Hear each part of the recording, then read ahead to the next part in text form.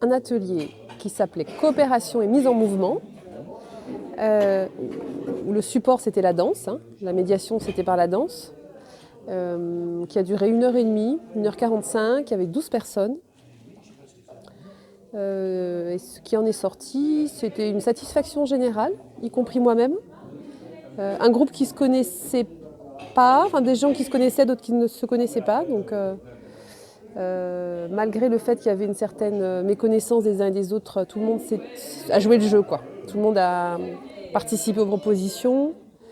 Et puis, l'objectif de l'atelier, c'était de faire une expérience de coopération non verbale, donc en mouvement, sans se parler, en faisant une sculpture les uns et des autres, et après de débriefer sur comment on s'est organisé pour coopérer, quelles ont été nos étapes, quelles ont été nos difficultés, quelles ont été nos prises de conscience. Voilà. Voilà, ce sont des gens qui ne sont pas dans la vraie vie en situation de coopérer. Certains oui, mais pas tous. Donc c'était un groupe hétéroclite.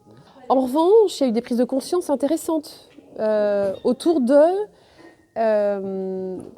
quand je coopère, qu'est-ce qui se passe pour moi? C'était plutôt ça, d'accord? Et il y a des personnes qui ont fait des prises de conscience intéressantes comme bah tiens, vous m'avez mis dans une position où je suis le socle et l'appui pour tout le monde, sans que personne me connaisse. Vous m'avez mis dans cette position-là. Or, c'est vrai que dans la vraie vie, quand je coopère, c'est souvent cette position-là qu'on me donne. Tu vois, donc avec des prises de conscience de tiens, comment je revis les mêmes choses que dans ma vie, on va dire, réelle. Et comment je prends conscience que peut-être je participe un peu à être ça, quoi. Enfin, si les gens me voient comme ça, c'est que je montre ça de moi, tu vois. La coopération nous fait travailler sur l'axe être semblable à l'autre, être différent de l'autre. Dans la coopération se joue beaucoup il faut qu'on se rejoigne sur du commun et sur du même, et en même temps, mon individualité, elle ne doit pas s'évanouir. Donc ma différence doit exister dans le collectif.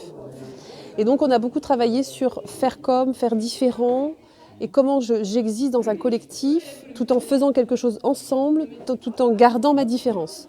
Voilà, ça c'était tout le fil de l'atelier. Donc je pense que ça va leur servir parce qu'il y a eu des prises de conscience sur... on a tendance, quand on coopère, à se mettre tous ensemble et à se coller, et on s'aperçoit que non, on a besoin d'espace, d'être différents. Tu vois. Donc il y a des prises de conscience là-dessus qui devraient normalement servir pour la suite, quoi.